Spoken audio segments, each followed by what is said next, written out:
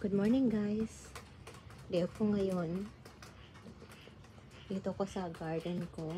Maulan. Tingnan mo oh. Makapal na siya.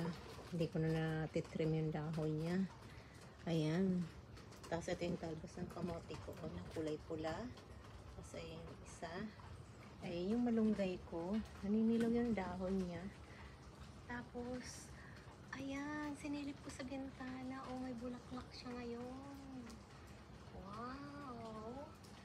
Ayan siya, guys. Oh, ganda ng bulaklak niya. Kaya lang patikom na siya, guys. Tingnan mo. Diba? Ganda niya. Ayun, oh, yan mo yung bunga niya.